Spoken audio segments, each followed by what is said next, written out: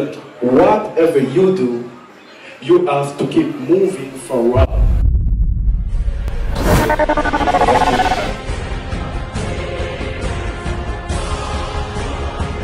Pierre-André, qui est descendant haïtien et qui est un vrai Guadeloupéen, inculque le changement, inculque une certaine lignée qui peut vraiment faire avancer la Guadeloupe. J'ai une question pour Raphaël et une question pour Pierre-André. Donc à Raphaël, je demanderais, est-ce qu'il faut être réformiste ou autonomiste?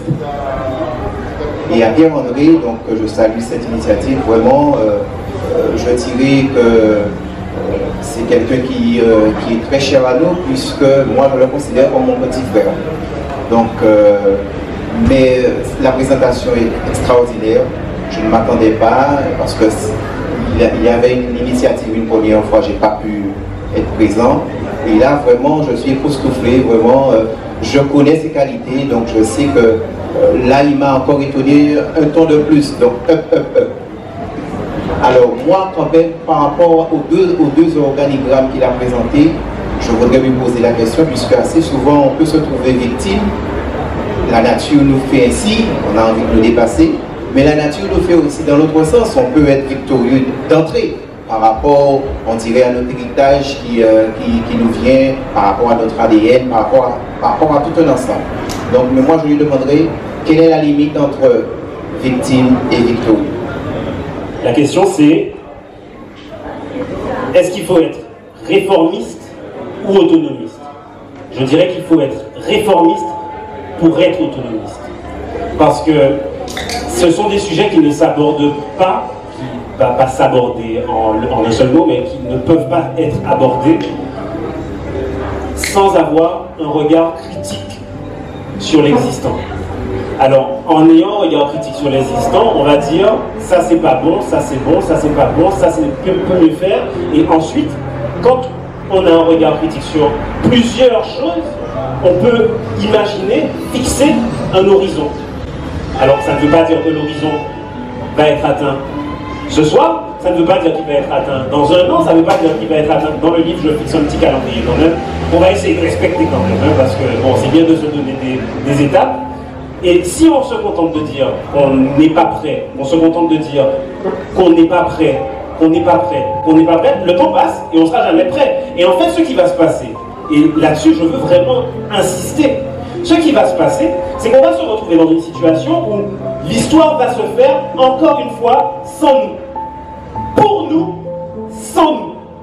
C'est ce qui se passe depuis que le monde est monde. L'histoire est faite par les victorieux.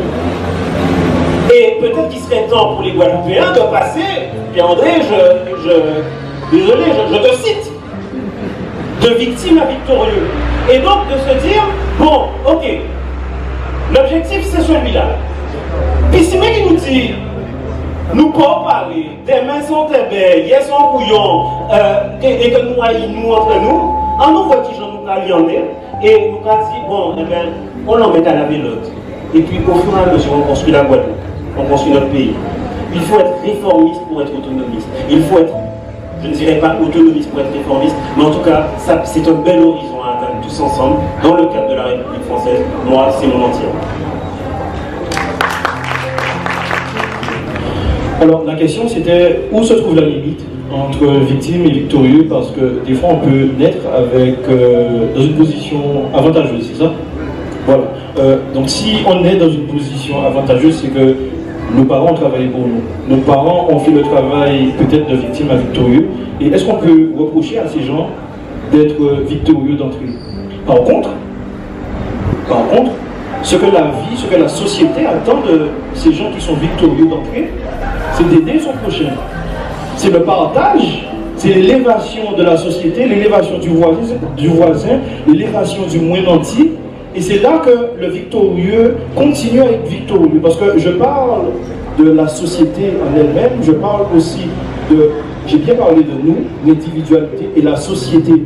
C'est nous, comment on va agir avec nous-mêmes, avec nos enfants, pour que nos enfants puissent prendre le flambeau demain et continuer le travail qui a été fait en amont. Et c'est là que c'est intéressant, et je pense que là encore, il y avait des débuts de réponse dans ce que Raphaël disait. Si on n'en met qu'à la vélote, on n'en met qu'à la vélote. Donc si je suis né victorieux, je dois me rendre compte que je suis dans une position avantageuse d'entrée, que mes parents ont fait un certain travail, qui m'ont mis sur un piédestal et que je dois continuer. Et ça, c'est le travail de vous, parents qui êtes là ce soir.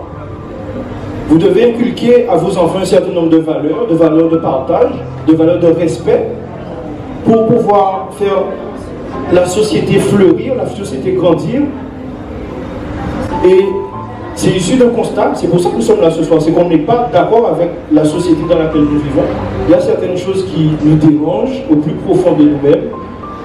On n'est pas sur le partage, on est très sur l'individualité, on est individualiste, alors qu'on doit s'aider, on doit s'entraider.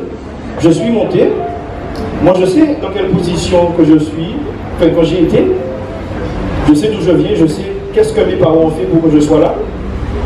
M'arriver à une certaine maturité, je dois prendre le flambeau, je dois partir à la guerre, j'ai été victorieux de la guerre, mais je dois retourner sur mes terres pour que d'autres enfants soient victorieux à leur tour.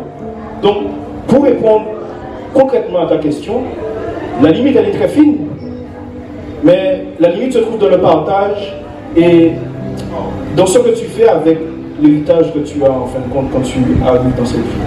Qu'est-ce que tu fais pour toi-même et qu'est-ce que tu fais dans la société? Merci Richard. Il y a encore une question. Alors voilà, on le voit aujourd'hui à Sainte-Rose. Nous avons 3 jeunes qui sont venus nous parler de leur projet.